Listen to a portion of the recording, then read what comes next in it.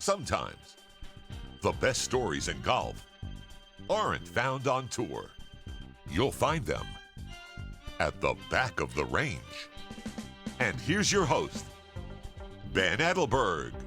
And here we are, the 200th episode at the Back of the Range Golf Podcast. To borrow a line from the Talking Heads song, Once in a Lifetime, and go ahead and Google that. I keep on aging myself. Anyways, the line that I am thinking about is, how did I get here? To put it quite simply, I got here because of you, the listeners. Each and every week, you download these episodes and provide reviews and feedback through Instagram, Facebook, and Twitter. You send me emails. It has made this journey that much more enjoyable to know that you are devouring these episodes as quickly as I release them. I also need to thank the incredible guests that have taken their time to share their stories here at the Back of the Range. You know how I always say that every single episode is available at thebackoftherange.com? And I went back and looked at the names on episodes 101 through 200. Justin Leonard, Jimmy Dunn, Nathan Smith, Bob Ford, Vinny Giles, and, oh yeah, Jack Nicklaus. These are just a handful of the guests from the second 100 episodes. Absolutely incredible. I can't thank everyone enough for all of your support of the Back of the Range, and we're getting started towards the march towards 300. So this is U.S. Open week, and I wanted to make sure that this week's guest would be in the field at Torrey Pines. I also just got back from the NCAAs at Grayhawk, so it would also be nice to have a guest that could provide a recap from the national championship. My guest on this episode is Joe Highsmith. He's a member of the national championship winning Pepperdine Waves, and he also earned medalist honors at his sectional qualifier in Washington to get to the U.S. Open at Torrey Pines. Fantastic episode with some insight into his start in the game in the Pacific Northwest. We spoke obviously about Pepperdine's run starting in March, where I saw them at the Valspar, to the national championship at Grayhawk. And yes, we did discuss his history in USGA qualifiers and the successful one that is leading him into his first major. Before we get started, make sure you're following on Facebook, Twitter, and Instagram. Have you ever wondered how you can support this podcast? You know we don't run ads around here. Well, here's what you do. Head over to the website, thebackoftherange.com, pick up some merch. Grab a hat, a face covering, maybe some golf towels. And if you're so inclined and you like what you hear, leave a review in Apple Podcasts. Let's get started with this episode. Joe, you're at the Back of the Range. How are you? Thanks, Ben. I'm doing great. Thanks so much for having me. You better be doing great. I mean, we're going to get into your last, what is this? The last 2 or 3 weeks of your life, I guess we'll get into as this episode progresses. But you are a national champion. Congrats on that. And you're going to play in your first major. You qualified for the U.S. Open. Who's better than you right now, Joe? Oh, man. I mean, yeah, I would say that as far as the last 2 weeks go in golf, it's been tough to have a better week than I've had, or better few weeks. So I'm pretty pumped right now and still just walking on air. Yeah. Well, I know we spoke a little bit before we started recording about your mindset going into the U.S. Open local, and we'll definitely hit on that later. But I wanted to make sure that listeners truly understand. Now, they know that you are, junior, just finished up your junior season at Pepperdine, with previous episodes with Joey Verzich and with head coach Michael Beard. I think everyone's pretty familiar with Pepperdine. Campus is over there in Malibu, California. But I just noticed the fact that you are a native of Lakewood, Washington, up there in the Pacific Northwest, rather, and yeah. I am in Southeast Florida in Boynton Beach. We could not be further apart unless you all of a sudden transferred to the University of Alaska. I mean, this is the farthest apart we can get here, over 3,000 miles. I know nothing about Lakewood, and I want to talk about your start in the game.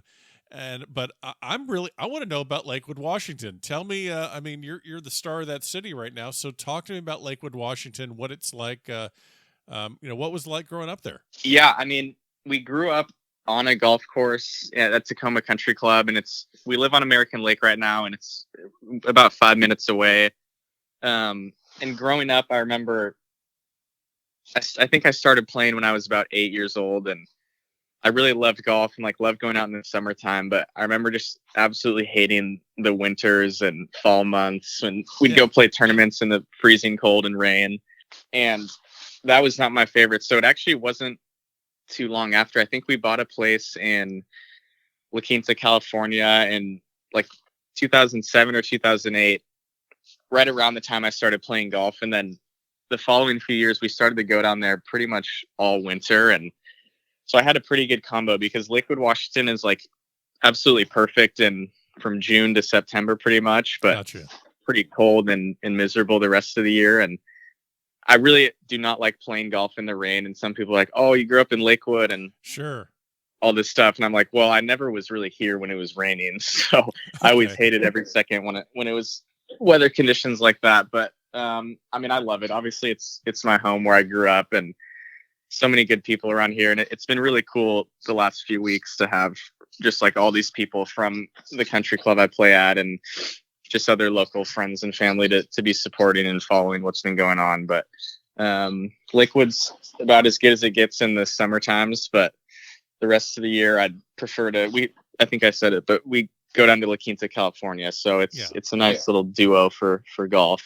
Well, and the other thing that I immediately think of when I think of anything in the Pacific Northwest, whether it's Washington State or Oregon, I'm thinking of golf courses kind of with, tight fairways, everything just massive trees and lining fairways where, and correct me if I'm wrong, but I don't think of that area as a place where you can just actually just bomb the hell out of it and go find it. And who cares about being accurate because you can hit it anywhere.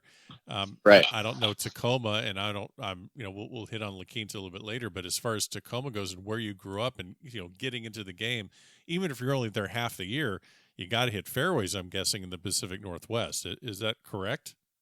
Yeah, totally. I mean, most of the courses up here are pretty much the same. I mean, tree lined, really tight, and Tacoma Country Club is pretty short. But yeah, it's kind of like that stereotypical Northwest course, like short and narrow and really pure grass. And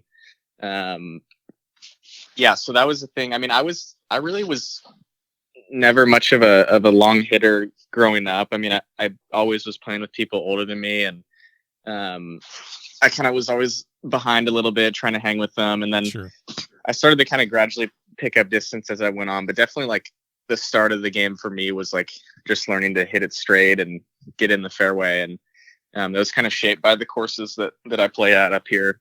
Now you won, I mean, you had this great junior career up there. I think you're the youngest state amateur champion in the history of Washington State Golf Association. I think you won that in 2017. I know you won the Sahali in 2019, which is, I would say, arguably that's the really the top amateur in the pack in the Pacific Northwest. Mm-hmm. When did you kind of start seeing a shift in your game to the point where, okay, I'm experiencing some pretty significant success here and colleges are calling on me? Do you remember kind of when those kind of moments were occurring in your junior golf career that, like I said, made you viable to play, at a top school? The first time that I really felt like I was kind of, I don't know what the word is, but just kind of good enough to play in college and good enough to kind of get out on a bigger stage was I qualified for the U.S. Junior in 2015. And that was the first time that I had really been at a tournament with a ton of coaches there. And I ended up playing pretty well. I made it to match play and I lost to Andy Zhang in the first round. But I just remember a bunch of coaches kind of showing quite a bit of interest that week. And like, that really kind of gave me the confidence, like, whoa, like, I mean, I've always looked up to these kids, like whoever the big names were back then, like Cole Hammer and Wilson Furr, whoever. And it was like, I pictured these guys as gods, but then when I went and played with them, it was like, whoa, I can totally hang with these guys. And obviously not really getting many opportunities to play with those guys, just kind of hanging in the Northwest tournaments and stuff. And so that was probably one of the bigger moments. And then I remember I made the Junior President's Cup in 2017. And obviously that team was really stacked with a bunch of good players. And I mean, a bunch of those guys just played in the Walker Cup, and I mean, that was definitely a really cool thing for me to kind of like. I remember like Jack Nicklaus was there at the awards ceremony, and it was just like, whoa, like this is so cool how far I've come in golf. And I remember we got to go inside the ropes for the practice rounds at the actual President's Cup, and that to me was like, holy cow, like this is right here in front of me. I really can't believe that we're this close. And obviously I was a little ahead of myself back then. I had no idea how far I still had to go, but sure. No, that was really cool though, to kind of get up close and personal with some of those people. And it's like, just feels so much more real when you're doing it like that. Well, you need those moments where you're actually inside the ropes and you're in those environments where, okay, this, you can't treat this anymore as if you're just a fan of golf and a fan of high level. You actually belong here. And the more times that you spend in those environments, the easier, I guess, it's going to become for you to play well in those environments. Yeah, exactly. So, we have to throw in the fact that you end up at Pepperdine. Your high school teammate, RJ Mankey, joins you, and it's really kind of a fascinating dynamic. And I don't necessarily mean between you and RJ. I'm just saying in general, for high school teammates to have that success at the, state high school level and then keep it going and roll into college golf together. You mentioned the Pac Northwest, where it's kind of a different entity as far as, playing, the top level junior golf and getting to go to these big events and tournaments where, maybe you're not being as heavily recruited as if you were in Texas or in Florida. How did you two kind of end up going to Pepperdine together? How did Pepperdine kind of become an option for you? I know that I had kind of looked at Pepperdine pretty seriously when I was younger.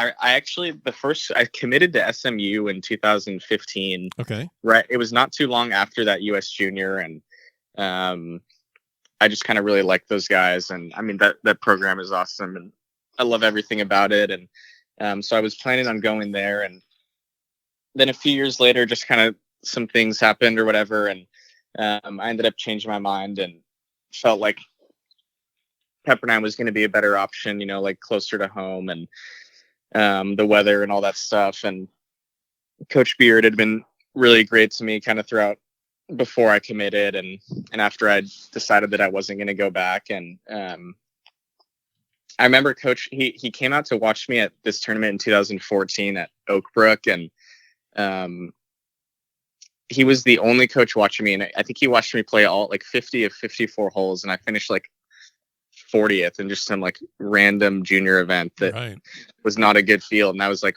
what is this guy doing watching me? Like, I'm literally an absolute scrub.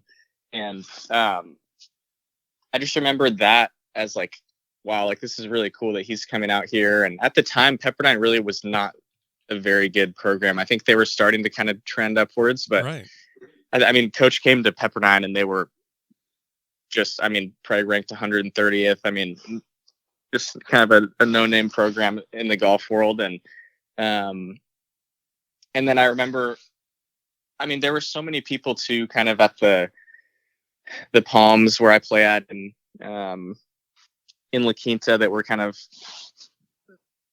Pepperdine fans. Like Jeff Gove was out there. And then I also played quite a bit with the Putnams, who both played there. Sure. And they kind of had some influence there with saying, like I gotta go get to Pepperdine. I think it was the same with RJ too. Kind of like those guys were two Northwest boys that went there, and obviously really star players and helped the program out. And I'm not totally sure about RJ's process in getting there, but it wasn't really the same. It wasn't like a tag team job. That it wasn't like you guys huddled up. Okay, gotcha. Exactly. Yeah. So it was kind of unique. I remember looking at, I think it was not too long after I decommitted, I was looking at Pepperdine pretty seriously. And then I think the coaches came out to watch RJ at some tournament that we were playing in. And then all of a sudden RJ was going there, and I was like, whoa, no way. Like that's crazy. And it was super cool. And to get 4 more years of team golf with him. I mean, our high school team was so good with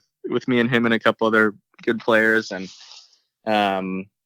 but yeah, so I don't know. I mean, the main thing was I had heard so many good things about Coach Beard, and just from endless people about like how good of a coach he is and all that. And Obviously it's pretty close to home as well, being only a couple hours from our place in La Quinta, and the 75 and sunny every day was definitely a major drop. Yeah, that's for me not a hard sell at all. But I also find it interesting that you came from kind of a small town and close environment in the Pac Northwest, Mhm. and you probably could have and you kind of picked an identical setup in Malibu when obviously there's a USC, UCLA, and Arizona State schools, right around that, right around the area, and instead you kind of picked probably the closest thing you could find to a small town environment with Malibu. Yeah, totally. I know that's a good point. I haven't really considered that, but Well, I'm a professional golf podcaster, Joe. I mean, this is my job, man. I mean, this is. No, I'm kidding. But no, but I immediately saw that. I saw your town you grew up in, and when you think of Malibu, it's not, this isn't like the massive football team D1, crazy, acclimation period as a freshman. You have this great freshman season, not just because of the size of the campus, but I'm guessing you don't have that kind of a freshman season if maybe you're going to a bigger school where you walk in and you're like, oh my God, what did I just get myself into? Yeah, no, exactly right. Yeah, I mean, just the community around Pepperdine, it's super tight knit, and I mean, pretty much everybody knows each other, and I mean, I went to like fairly small private schools in middle school and high school, and it was kind of the same type of thing where they're just like kind of, yes, your small friend group and whatnot, and the community is really close and all that. And I mean, that is kind of a good point. Like the class sizes at Pepperdine are really small, and I mean, just like everything around the school, I really like, and it's everything's pretty low key. It's not like you're going to Alabama where there's 30,000 kids and like the football thing is like all that kind of stuff. And yep. I think that kind of helped me, because I mean, I tend to kind of like, I don't know, I'm like pretty quiet, like try to keep to myself quite a bit, and that kind of like small, kind of like that small town environment is pretty similar at Pepperdine, and I think that's actually a good point for one of the reasons why I like it there. But well, you had a great freshman season. As I said, you're WCC Freshman of the Year. You're on the first team, all conference. Not to fast forward through your early seasons at Pepperdine, but as I said before we started, we got a lot to talk about this season since you're Pepperdine's new national champion. The first time I think I saw you guys was down here in South Florida at the Valspar. Obviously, by looking at what you've accomplished and what the team has accomplished, this was probably a pretty average or actually below average finish for the team. And then you kind of go on a run. So I guess maybe before we talk about regionals, before we talk about nationals, maybe just kind of set us up a little bit, set the listeners up for this was basically the middle of March. So we're really talking about barely this is like 2.5 months ago. You go from really a very average finish to national champions. Maybe what was the flight like on the way back from South Florida? Yeah, I remember the team vibe and energy not being very good after that one, and everyone was pretty upset. Coach wasn't too happy, and there wasn't a lot of talking going on, and but I mean, honestly, I just think that's kind of golf, because it's hard to really group the team into like, oh, the team's playing bad or the team's doing well, because obviously it's an individual sport, and if our individual guys are playing well, then the team's doing well. So like, I mean, Dylan Minetti played really well that week, so it was kind of on me, and RJ struggled, and I think Clay and Mao played fine, but me and RJ kind of struggled all week. But then after that week, for me personally, me and Beard kind of shifted to like focusing my attention more on the mental game. I had spent probably about 6 months trying to kind of fix these little swing things and get my mechanics dialed in, and my mechanics were getting better, but I wasn't shooting the same scores, so I wasn't getting any better. And so I was like, okay, I mean, I've done enough work with my physical game, and it's time to kind of change something, because I'm literally not playing any better.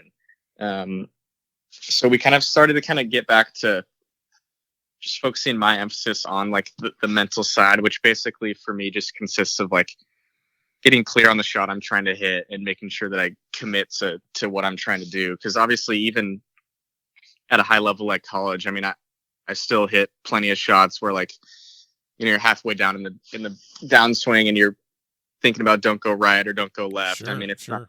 not just like the hack amateurs that do that. I mean, I think even Thank God. Okay, good. It's not just me. I appreciate that. Yeah, well, I know whenever I tell my friends who don't play golf, they're like, "Wait, what? Like, you guys do that too?" And it's like, yeah, that's the battle of golf. But so once I kind of started to shift my focus on that, I think that was the last tournament before I'd started doing this, and then pretty much from Stanford until through now, basically, I've played pretty well.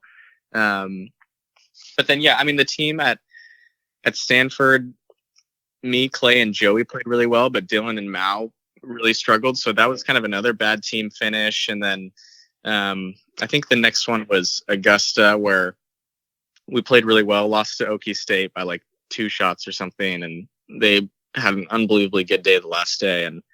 But we really played well that week. And Dylan was in contention for the win and whatnot. And then I think the next one was Pasta Tiempo. And pretty much since that one, I guess after Stanford, we've really done really well. Barely lost the Augusta State tournament, and then won Pasta.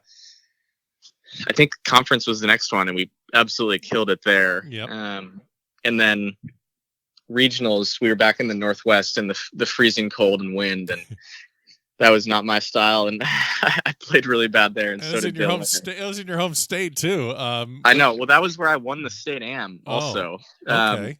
So like there was kind of this joke all week. I kept telling everybody about how I've won at this place, and it's just like my spot and my time, and that's what I get for getting ahead of myself. Yeah, but that's not good. Yeah.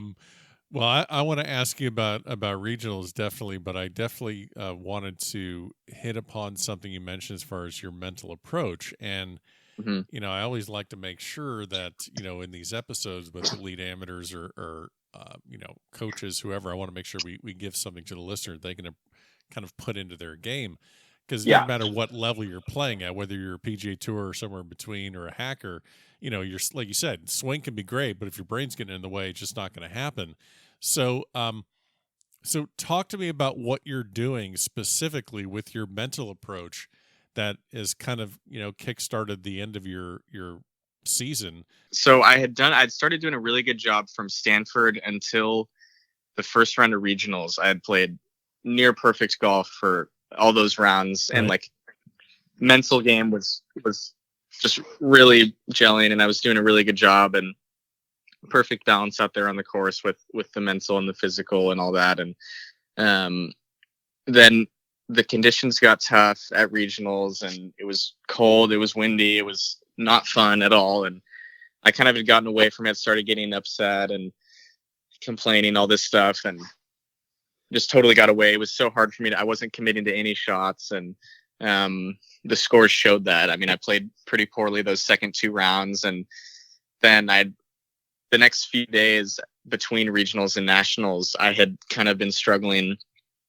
more and more. And then even at nationals, I played okay in the second round and didn't play great in the third round. And then me and Coach Beard kind of had a long conversation after the third round and got back to like, look, like clearly I'm not doing this stuff. I mean, I know when my mental game's on point, I'm playing well. I mean, if I'm playing poorly, it's because my mental's off. And so we started this approach that's kind of like, after every single shot, we're trying to get a 10 out of 10 on commitment. So for me, what a 10 is on a swing is like, did I have a very clear picture in my mind of what I was trying to do? Because sometimes I'll walk up to a shot when I'm kind of in a bad mental place, and you're just kind of going through the motions. Like you're looking up at the target, but you're not really looking at it. I mean, you're just kind of right. You're just basically lining like your body up to it.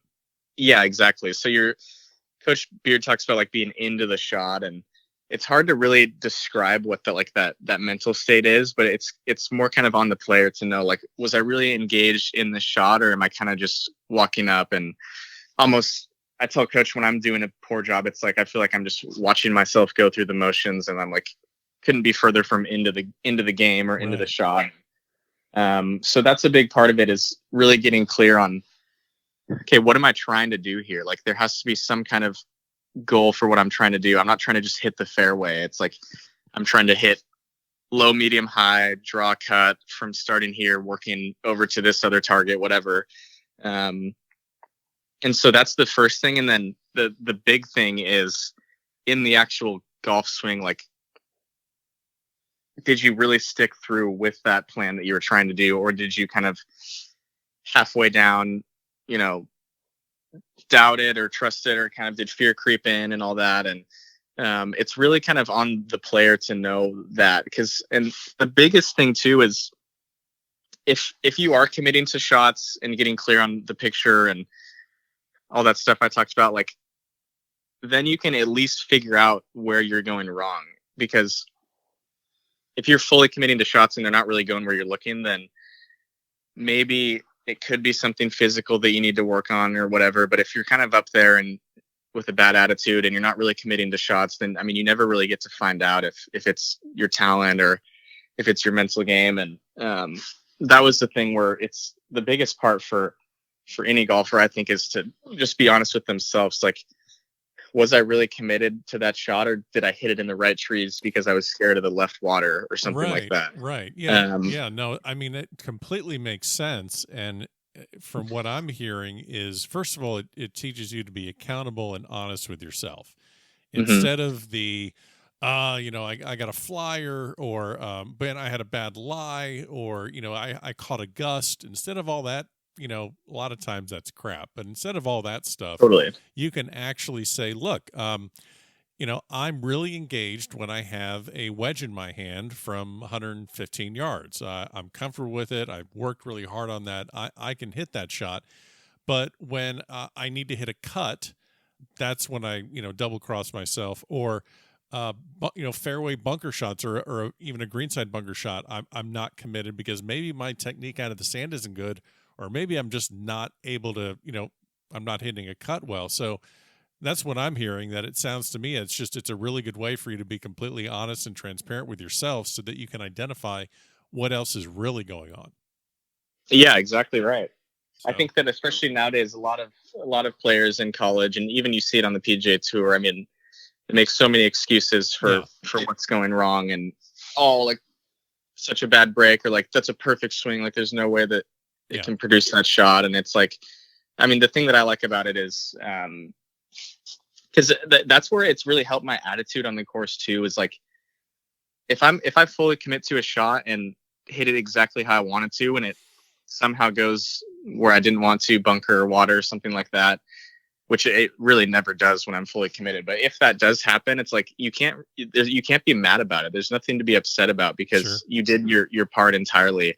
And so that's the big thing too for me, is really not being results oriented. So like coming down the stretch at nationals, like people are always like, oh my, like, what were you thinking on that bunker shot? Like there's so much pressure on the line. And for me, it's like, well, there was no pressure on it for me. I was just trying to fully commit to it and trust that that's going to give me the best chance of success. And if that thing went in the water and I fully committed to it, then fine. But if I was scared of it and kind of last second try to flip it up to get over the lip or whatever, like that would have been failure, even if it went to 2 feet. I mean, so it's kind of like that scale of success, I think, has really helped me play better, because there's really no outcome involved with that.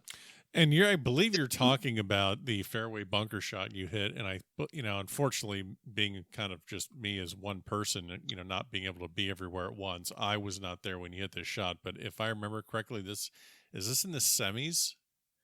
Yeah. So I think it was in the semis against Okie State. And I was tied with Amin Gupta, or I was one up going to 18 with Amin. And he had made like a 20-footer on 17. I was there for the par. I was there for his par putt, and then I stayed because, I stayed because I knew that basically it was either going to be a half or a one up for you. So I think by running the math, I stayed where I was. So I saw that par putt. Okay, yeah. So he made that crazy clutch putt, and then I missed a 15-footer, and so now we're going to 18, and it's his box, and he stripes it down the middle, and I hit a pretty good tee shot too, but it just caught the left edge of the right bunker, and kind of stayed up on the upslope just short of the lip, and he hit first. And obviously, like, I'm sure part of he and Bratton's strategy was get something on the green within 30 feet because it wasn't looking very good for where my position was. And he hit a really quality shot in there. And I mean, I still thought he was going to make the putt. I mean, he's such a good putter, and he just came off pouring a 20-footer dead center. And me and coach kind of, it was more the same. I mean, while we're out there, I mean, we're not thinking about this stuff, the storyline and the moment and all that stuff. We're just trying to commit to the shot. But it was pretty sick. Yeah. Cause I mean, Oklahoma State, without a doubt, the best golf program in history. And I mean, Bratton is an unbelievable coach. He's finds a way to make every team he has extremely good, and nothing but respect for those guys. But yeah, it was pretty cool to knock them out. I mean, they've literally beat us every time we've been close with them, and to beat them at that time was pretty cool. And for it to kind of come down to my shot was awesome. So the shot was out of the right fairway bunker. What did you have then? I'm just trying to picture, just because I think it was what, like 175-80? Is that about what that bunker was? Yeah, so it was 182. It's like kind of a back right pin, and obviously, you know, the hole with the water and whatnot. Oh, yeah. And so I just like fully committed to an 8-iron and just absolutely flushed it and hit like a high draw up there to like 10 feet pin high. And then he almost made his putt after that. And so he barely missed it. It kind of just fell off right at the end, burned the right edge. And I just lagged my 10-footer up there and we got it done. Absolutely. You lagged that 10-footer. Exactly. What now you just talked about, you know, basically people listening, they're like, okay, how is this guy hitting an 8-iron out of a fairway bunker from like 182? And actually Amon during a practice round, I was with him during a practice round, and he hit 7-iron out of the left fairway bunker onto the green from 200.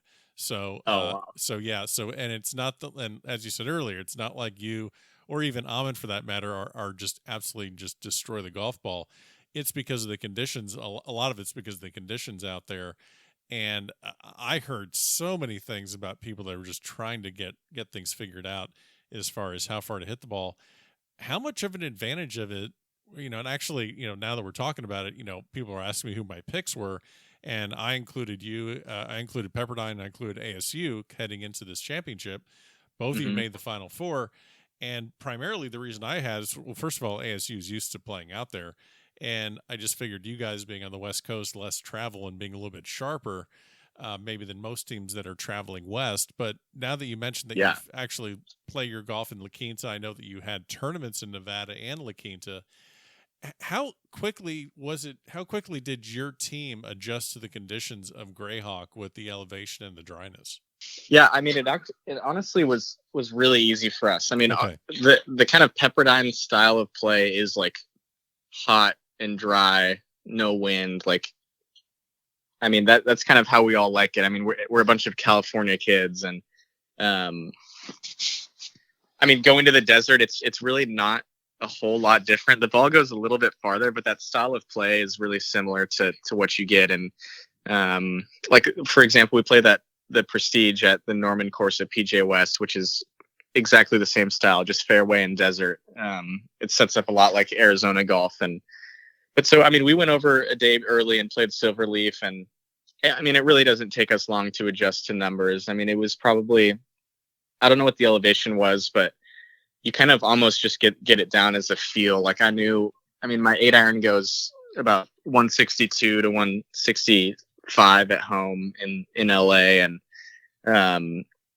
that was probably going about 180 in Scottsdale. So it was difficult to adjust, but like it only takes me really a couple of days to kind of get used to it. And I'm sure that the first few days of the tournament, people maybe were still getting used to it, but by the time we're in match play, I mean, we've played like 6 rounds there. So I think by the end of the week, everyone I would hope had kind of gotten used to it. But it's so much different too, though, for those schools coming from, I don't know, the Southeast or the Northeast or whatever. And they're flying halfway across the country to a style of play that's like extremely unique to that area. I mean, Arizona golf is not really like anywhere else. I mean, there's a few courses in La Quinta that resemble it, but I don't really know about anywhere else. So, yeah, I mean, I thought that our guys did a pretty good job. And another thing too is that we went over and played 3 rounds at Grayhawk in like April. And that really helped to kind of go see the course. And obviously it wasn't as hot or firm, but to be able to kind of get used to like that style of play was pretty helpful for us. Yeah. Yeah. I know a lot of teams were able to actually do that. Yeah. I want to ask you before we talk about what's on tap for you this summer, because you got some special things that you're going to be playing in. Notably the U.S. Open.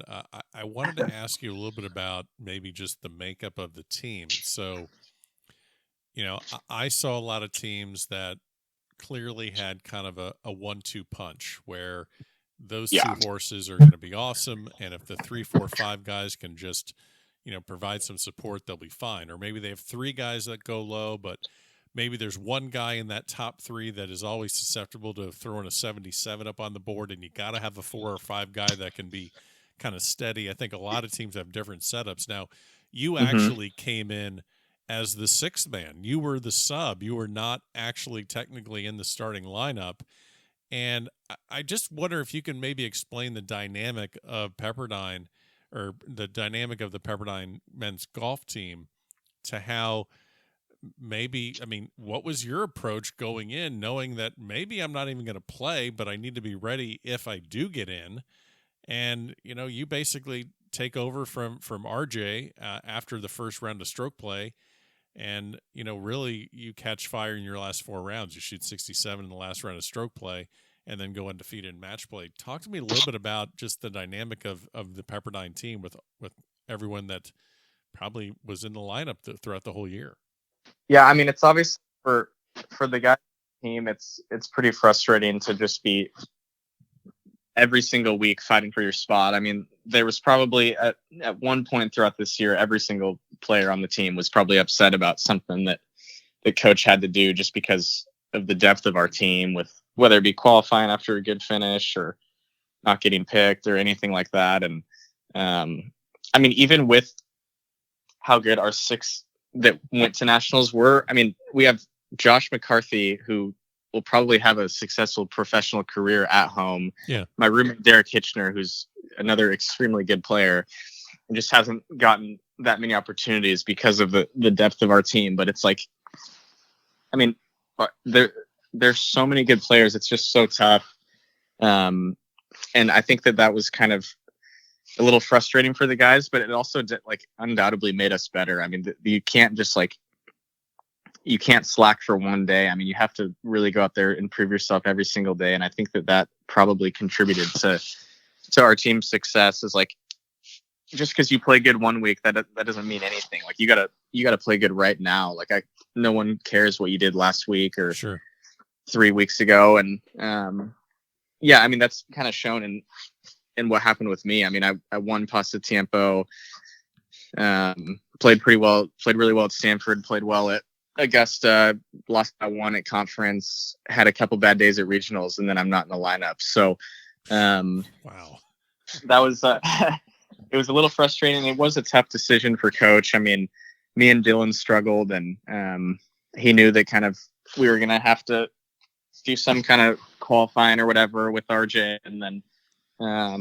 RJ played well, and me and Dylan were still kind of in the dumps, struggling. And I know coach he said it was kind of one of the hardest decisions he's had to make, but he ended up going with Dylan. But when he told us, and RJ obviously, and when he told me, he was kind of saying like, look, like, this is so hard for us, but like, we're still, like, we're going to need you this week. I mean, this isn't like the sub, like, you're just some thick man the bags, right? Yeah. Yeah, exactly. Like, I mean, I'm sure that they're well aware that I'd kind of been one of our better players this year and stuff. And, but at the same time, I mean, I was kind of in a little struggle period. I'd kind of gotten away from the mental stuff. And, obviously it still hurts me that I didn't get the chance to compete for an individual title, but I mean, it's hard to complain right now. And I mean, you have to think that just based on how some of those events transpired, I mean, who knows if we would have won had I been in the lineup or if I'd be going to the U.S. Open right now. I mean, it all kind of ended up working out for the better, and really was kind of a wake up call for me to get back on track to kind of this mental stuff that I talked about earlier. But I mean, the team dynamic it was really good at the tournament, though. I mean, that was nice because once we're there, and I mean, RJ handled it well with being taken out of the lineup, and it seemed like he was still totally rooting for us. He wasn't upset about it or anything like that. Right. And the same the first day. I mean, obviously I wanted to be playing, but I mean, I'm not going to bring any kind of negative energy to the guys. And I was out there supporting everybody and really rooting them on and stuff. And it was kind of cool to see all the guys really get behind each other. And that was the big thing about the dynamic this week was everybody was playing good. So like, it's not like I had my really cool moments, but like, so did Joey. So did Clay. Played probably better than anybody this week. Clay made 2 hole-in-ones. Yeah. I mean, Clay had an unbelievable week. And I mean, it was just so cool to see, like, it's not like, I mean, Oklahoma State had a really deep team a few years ago, but it's like, you know, Victor and Wolf are the guys. But like for us, it's like we have 5 guys that are just as good as each other. There's nobody. Yeah. You could go on and on about whose record is better, but especially at nationals, I mean, everyone was playing good. It wasn't like, okay, you know, we gotta like Dylan and Mao need to win because Joey's not gonna win. Right, exactly. Like, no, everybody could. Yeah, everyone's right there. Totally. So that was really cool. But so you kind of boat race through the match first couple, the quarters and the semis, and you get into against Oklahoma in this epic final, and obviously a lot of the storylines are on their seniors, whether it's Quaid and Reband and Logan McAllister and Jonathan Brightwell. So they have this really core group that came back, and you guys pull it off and win the national championship. And one of the things that I remember seeing was, obviously, Joey Verzic running up the 18th fairway to get to the celebration on the 18th green. And then you got, Clay and Mal putting out their best Brady Gronk, video on Instagram. And I haven't seen anything from you yet. I mean, did you just figure I'll just stay quiet and go qualify for the U.S. Open? Or, I mean, what was the party like? I mean, I don't want to know all the gruesome details of what a party in Malibu sounds like. But, I mean, when you actually get to relax after all the stress of the season, what is that experience like when you can finally say, okay, there's nothing else to do this year. We've won. Yeah, I know. It was crazy. I mean, we really didn't do any kind of celebration after because, we were so beat from interviews and all that. And we went to a nice dinner, but like there wasn't any kind of party celebration. And we got back the next day and everyone was just like, dude, we're so ready to go home. I mean, right. we've been here a month since school got out. I mean, we were like, it's about time to leave Pepperdine. We've been here way too long, and everyone was ready to go home. But I remember the night that we won, like me and Mal had the team trophy in our room, and like, we were just so pumped. It was awesome. But the next day, like, I woke up super early, just not even close to tired, and we got to fly private home, which was sick. And then got back to my apartment, and I just like literally did nothing the entire day. Just like I had like 30 minutes of packing to do, and it took me like 8 hours. And I was just like replying to people on my phone and whatnot. But everyone was just like so excited. But I think we're saving our celebration for the fall because everyone was about ready to go home. But for me, just posting that picture on my Insta, and I posted the bunker shot, so that was enough for me. And Mal and Clay had their thing, and Joey obviously had his moment. It was hilarious, but it was so cool. You get through your U.S. Open sectionals, and you're going to go play at Torrey Pines, and this is your first major, and you have Joey in the bag. Have you talked to him about what kind of socks he's going to be wearing? I'm kind of getting this vibe of you have kind of like, is he basically the equivalent of Happy Gilmore's caddy? Is he going to wear shoes? Have you talked to him yet? How did you pick him?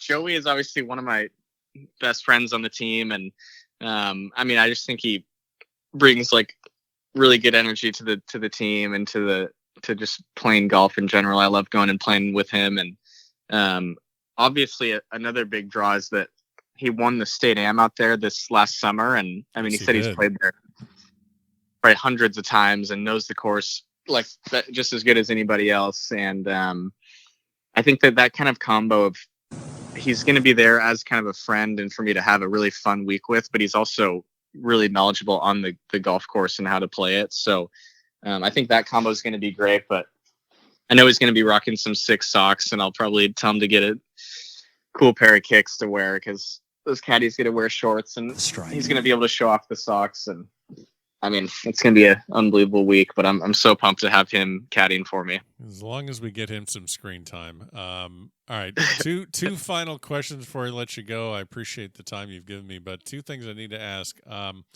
Most people that have seen you playing in the national championship see the large bucket hat and would probably assume that you just picked that up in the pro shop for to battle the Arizona heat.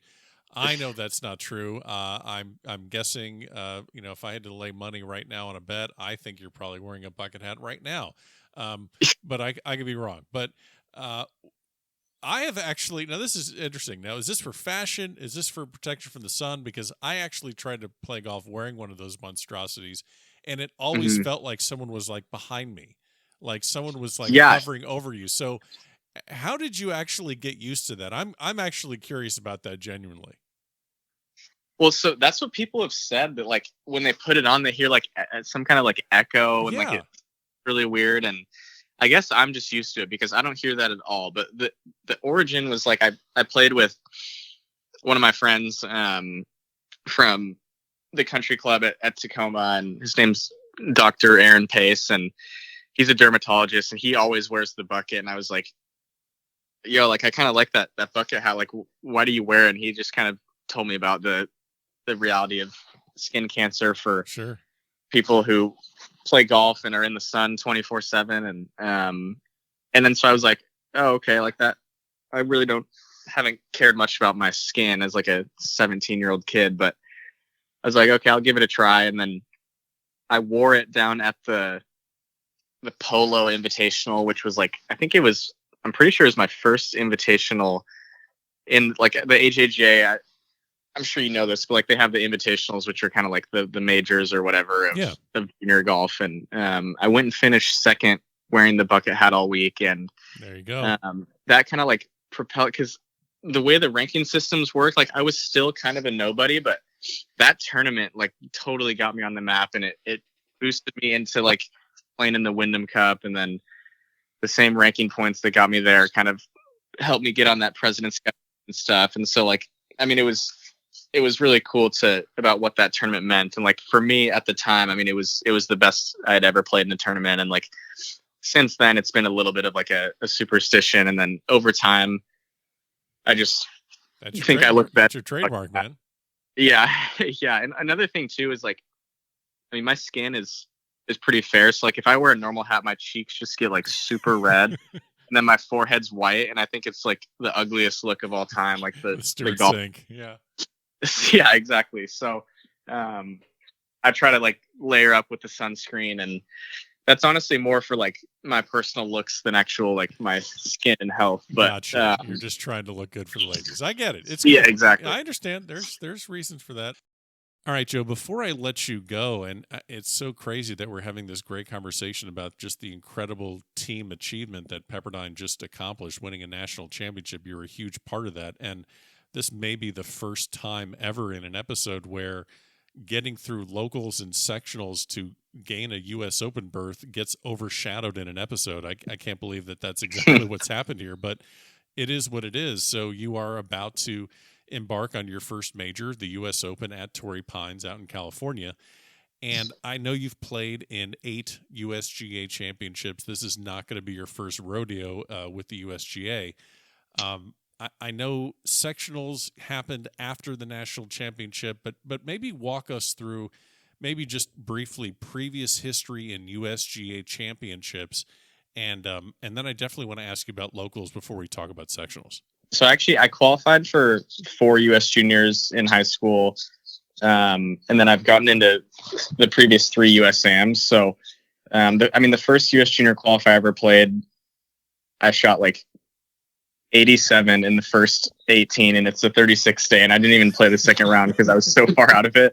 And that was my first one ever, and I was totally in over my head and like didn't know what I was getting into and whatnot. And but I remember watching, I think I watched like Wilson Furr and Philip Barbary and some of the top juniors at the time at my qualifier get through, and it was pretty motivating for me to like see that up close. And obviously at the time I was a ways away, but I did feel part of me like I could totally do it. And then the next year I went to a different side and kind of just had the approach of like really just trying to do as good as I can on each shot. I mean, it's kind of in a qualifier, like you kind of have to leave everything out there and get as much out of the round as you can. And I was able to, I think I won the next year my qualifier by a few shots, and that was just like unbelievable for me going to my first US Junior. And like just the way the USGA runs their tournaments is so cool. And that was an awesome experience, but it definitely gave me like quite a bit of confidence going forward that I could get through these qualifiers. And I don't know what it is exactly, but just whenever I'm at a USGA qualifier, something just feels good and I feel like I can do it. And there's a lot of self-belief there, but I've had a pretty solid success rate in the qualifiers in the past. And kind of starting with the US Juniors and leading into the USAMs, it's all been pretty cool to kind of see how I've built upon those experiences.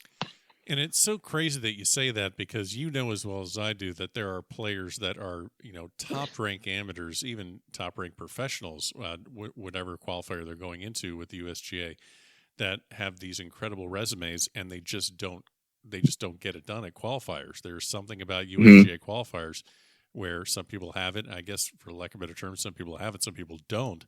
And you just get these good vibes. I mean, can you pinpoint it at all? Because you know as well as I do, like, I mean, how many times have you gone out and shot 68 in your sleeve with your buddies, and you're thinking to yourself, man, I mean, I'd give my arm to be able to do that in a USGA qualifier. Yeah, no, exactly. I feel like part of it probably is just kind of the intensity surrounding it. I mean, everyone knows, like, the USGA championships, whether it's a junior, an AM, or obviously the big one, the US Open. It's always like the tension's pretty high and everyone kind of obviously really wants to get through. And I feel like I've kind of used that like little extra nerves and pressure to kind of just push me to like focusing even more on what I want to happen. And I think that's kind of helped me get through it. And also kind of knowing that because the stage is high and the pressure's up there, that a lot of players aren't going to be able to handle that and play well. And just kind of both of those things give me confidence in these things, but also just like getting through some of my first couple qualifiers definitely helped me just like feel like I could do it and have that belief in some of the bigger ones. Now you got through locals, and that was obviously before, really the NCAA regionals, before the NCAA national championship. You get through locals, and obviously there's more spots available in a local qualifier to get you to sectionals, and there's very few at sectional. I think you were at a site that only had 2, and you were medalist in that one. Dumb question. I'm allowed them.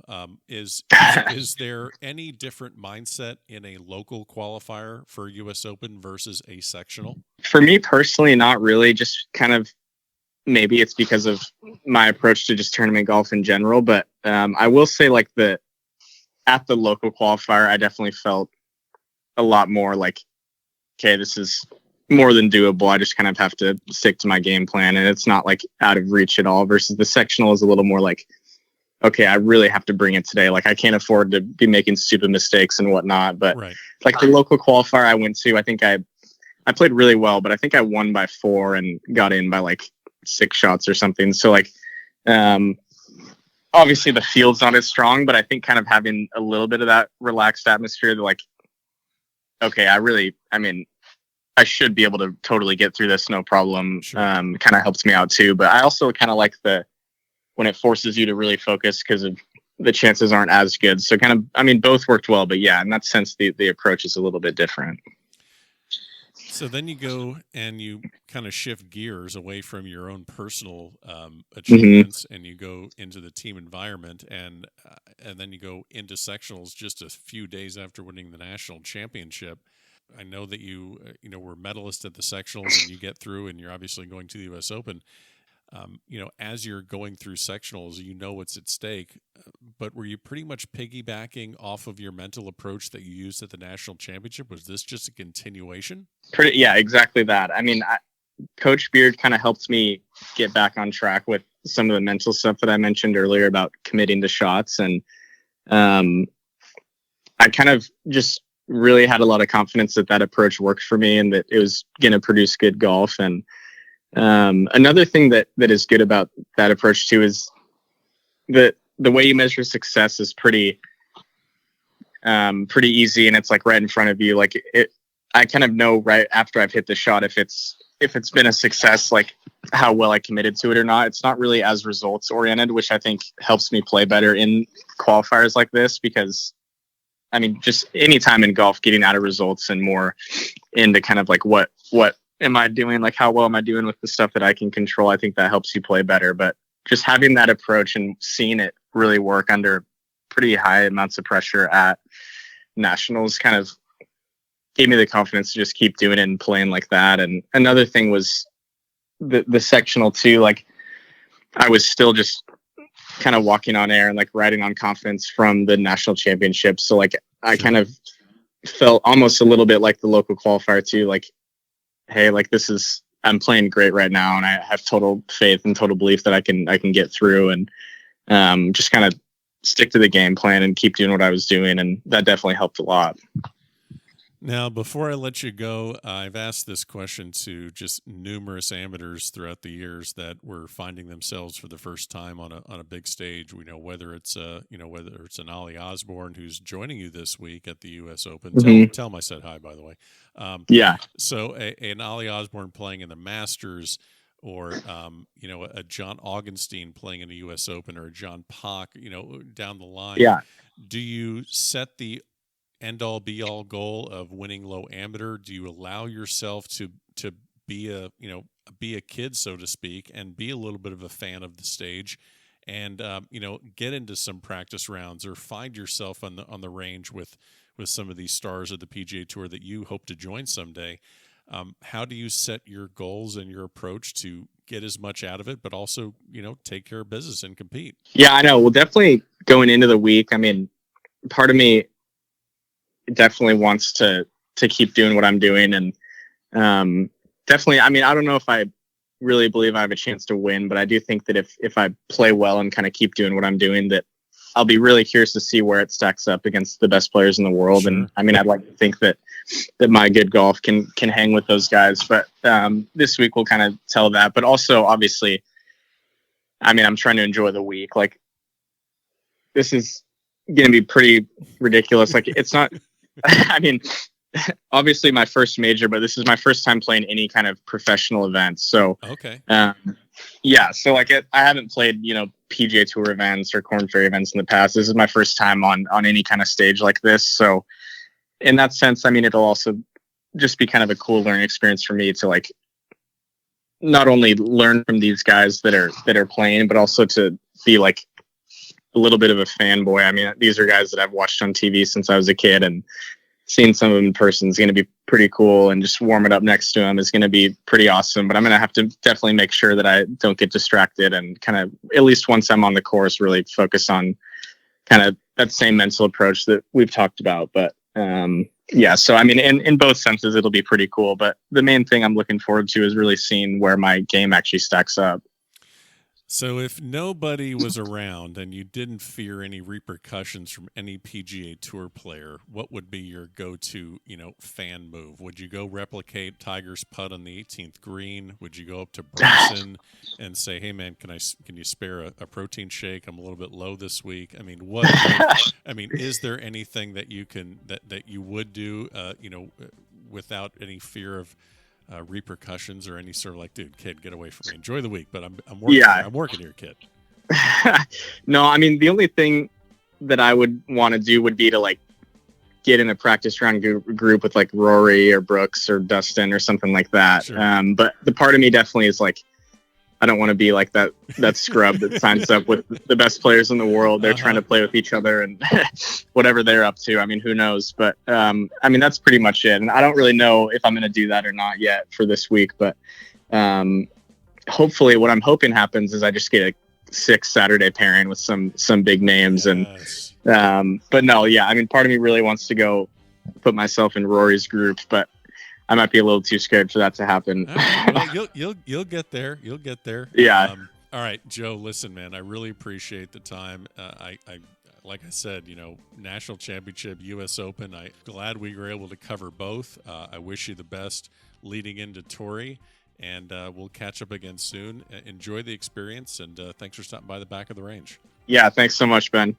And there you have it. Special thanks to Joe Highsmith for joining me on this episode here at the back of the range. Best of luck to him and all of the amateurs that are going to be at Torrey Pines for the U.S. Open. Don't forget, follow along on Facebook, Twitter, and Instagram. Every episode is available at thebackoftherange.com. We will see you next time for episode 201 here at the back of the range.